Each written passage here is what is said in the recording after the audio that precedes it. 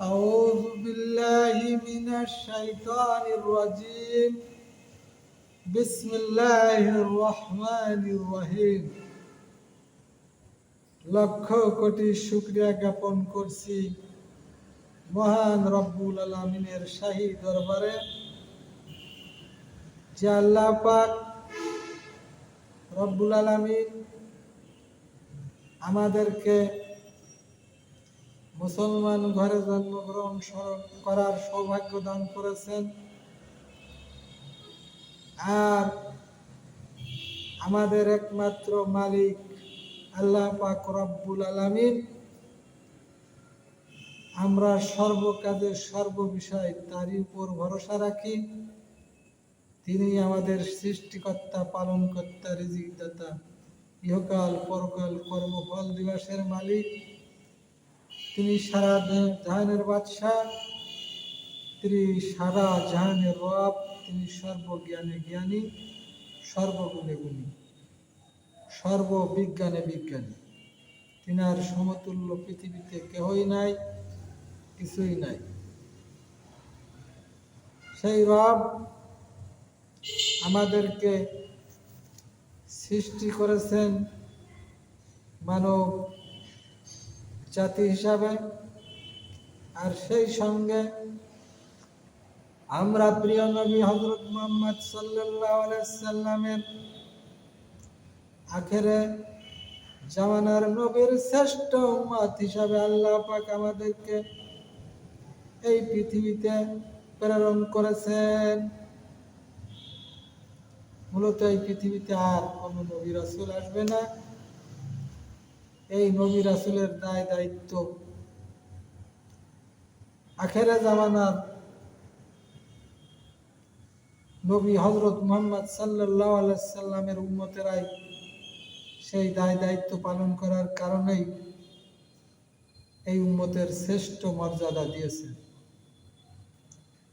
এই পৃথিবীতে আর কোনোই নবী আসবে না, কিন্তু সেই নবীদের শ্রেষ্ঠ কাজগুলো যদি আমরা করতে পারি তবেই আমরা শ্রেষ্ঠ উম্মত হতে পারব। আর যদি সেই শ্রেষ্ঠ কাজগুলো না করতে পারি তাহলে আমরা শ্রেষ্ঠ উম্মত দাবি করতে পারি না। এই কারণেই আল্লাহ পাক মূলত এই পৃথিবীতে আমাদেরকে পরীক্ষার জন্য পাঠিয়েছেন। আল্লাহ পাক রব্বুল আলামিন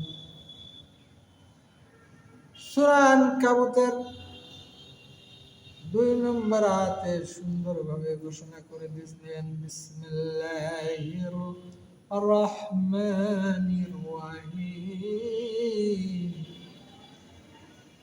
আহাসিবান নাসু আইয়ুতরাকু আইয়াকুলু আমান্না ওয়া হুম লা ইউফতানুন।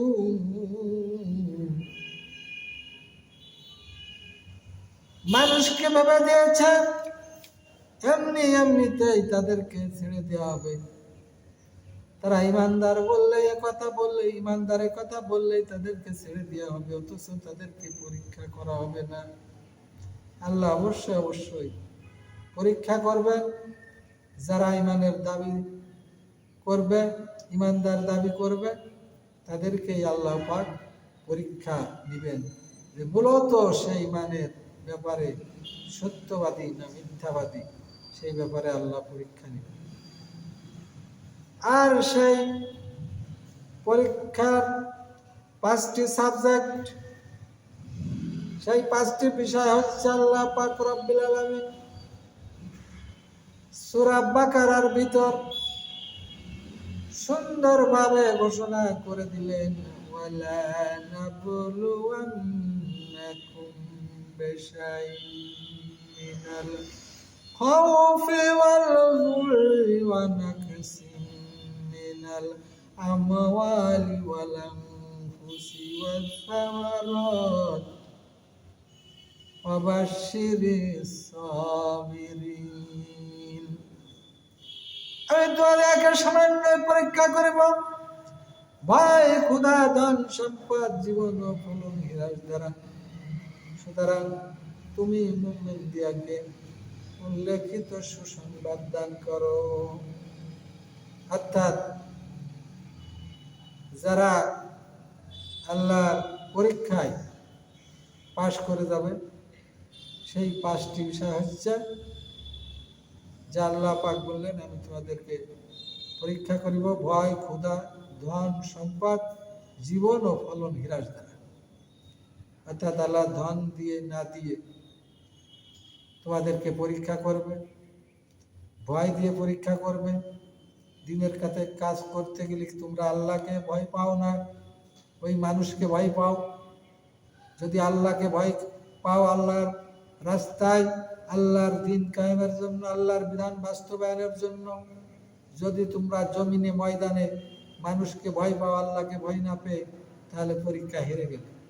আর যদি আল্লাহকে ভালোবাসে, আল্লাহর রাস্তায় জীবন দেওয়ার জন্য, আল্লাহর সন্তুষ্টির জন্য যদি ভয় না করে সামনে এগোতে পারে, তাহলে অবশ্যই আল্লাহ পাক তোমার এই ভয়ের ব্যাপারে পরীক্ষায় পাশ করে গেলে। এরপরে ক্ষুধা দিয়ে, অনেক সময় আমাদের রোজা রাখতে হয় কষ্ট করে, ক্ষুধার সারাদিন সে রেখে আমরা ক্ষুধার যন্ত্রণা থেকে আল্লাহর ভয়তে, আল্লাহর সন্তুষ্টির আশায় হাজার ক্ষুধা রাখলেও আমরা কিছুই খাই না। মাগরিবে যখন আল্লাহর হুকুম হয়, তখন আজান হওয়ার পর আমরা ইফতার করি। এই ক্ষুধা দিয়ে আল্লাহ পরীক্ষা করবে। অনেকেই রোজা রাখেন না ক্ষুধার ভয়তে, যে ক্ষুধা লাগবে, কিন্তু আসলে তারা ফেল। এরপরে আল্লাহ পাক জীবনের উপর অনেক কষ্ট আসতে পারে। আল্লাহর দিনের জন্য, দিনের পথে চলতে গেলে তোমার জীবনের উপর, এমনকি তোমার জীবনটাও আল্লাহর রাস্তায় শহীদ হয়ে যেতে পারে। তুমি যদি আল্লাহকে ভালোবেসে তোমার জীবনটা উৎসর্গ করতে পারো, তবেই তুমি জীবনের ক্ষেত্রে পরীক্ষায় পাশ করে গেলে। আল্লাহ। এরপরে আসছে শস্য, অর্থাৎ আমরা যে ফসল উৎপাদন করি, এই ফসলের ক্ষয়ক্ষতি দিয়ে আল্লাহ পরীক্ষা করবে। যে ফসল অনেক ক্ষেত্রে আমরা বুনি হয় না, আবার অনেক সময় অনেক ফসল হয়, এই ফসল দিয়ে না দিয়ে আল্লাহ পাক রব্বুল আলামিন পরীক্ষা করবে। এই সর্বক্ষেত্রে যদি আমরা আল্লাহর উপর ভরসা রেখে, আমরা যদি আল্লাহর সন্তুষ্টির উদ্দেশ্যে, আল্লাহ যেটা করে সেটাই মঙ্গল, সেটাই আমাদের জন্য ভালো, এইভাবে আমরা ধৈর্য ধরতে পারি, তাহলে আল্লাহ পাক সুসংবাদ দিলেন চিরস্থায়ী জান্নাতের। আল্লাহ পাক আমাদেরকে ধৈর্যশীলদের মধ্যে সামিল করে আল্লাহর সমস্ত পরীক্ষায় পাশ করার সৌভাগ্য আল্লাহ পাক দান করুন। আমরা যেন পরীক্ষায় পাশ করে আল্লাহর চিরস্থায়ী জান্নাতে যেতে পারি। আল্লাহ পাক আমাদেরকে তৌফিক দান করুন। সবাই বলে আমিন। আসসালামু আলাইকুম ওয়া রাহমাতুল্লাহি ওয়া বারাকাতুহু।